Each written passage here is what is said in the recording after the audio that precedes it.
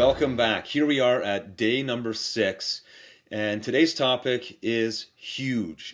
It's going to be one of the most important lessons you can learn when it comes to self-improvement, self-development, success philosophy in general. The topic: practice persistence.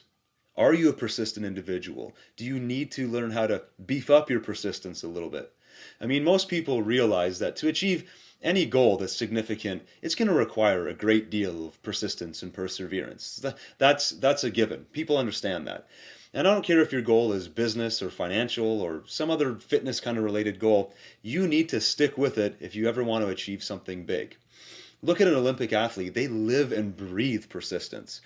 The difference is, on day 1 of this program, you set a definite major purpose. And your definite major purpose is congruent with who you are, with what you want your life to be. And so as you persist towards your goals, it's going to be less of an effort. It's going to be less of a hassle and more of a way of being, because this is who you are.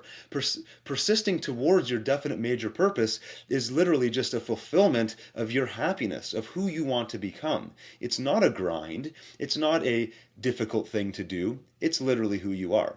That's where you want to make persistence be in your life. That's the perception of persistence that you want to create if you ultimately want to achieve those goals. Think about it this way. If you've created a goal that's so exciting that just visualizing the outcome of that goal gets you fired up and gets you passionate, how hard is it going to be to persist towards that goal despite failure after failure, despite trials and tribulations? That persistence is going to come naturally.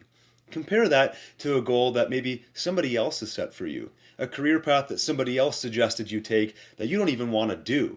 How can you possibly persist towards something that you're not in line with passionately, that your heart's not into? To persist towards a goal like that would be hell on earth. But enough about depressing goals. You're here because you want to take your life to a new level. You've got a new vision for yourself.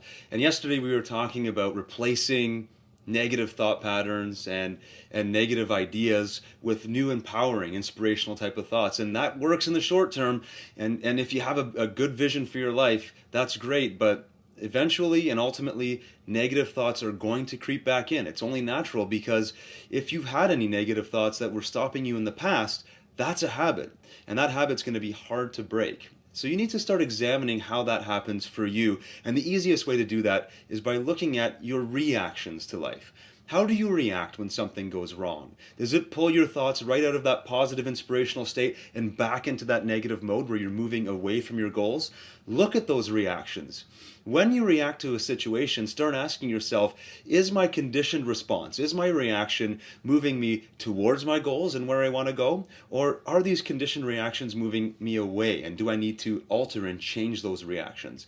Examining your reactions allows you to take control and makes changes. So for example, let's say something unexpected happens to you. You're out and you experience an injury. You break your arm. How do you react to that situation? Does it immediately put you out of the game and you say, I'm done for. I'm done for a month because I can't use my arm? Or does your reaction shift to, what's the opportunity here? Can I recover from this? Can I accelerate my recovery and figure out a new way, a new form of therapy to recover my arm quicker than anyone else has ever done before, and teach that and inspire other people who've suffered the same kind of injury to improve their lives? See, it's all a matter of perception and reaction. If you can react in a more positive, empowering way and start habituating that through the act of persistence, you can start changing how you operate and behave your entire life on a moment-to-moment basis. Examine those reactions, control your reactions so that they take you towards your goals and move you into the direction that you want to be going. Make this a habit, make this a positive success habit for your life, and through the act of persistence, in no time, this will be who you are. Let's look at some of the exercises for today's lesson that will help you put this into practice. Exercise 1.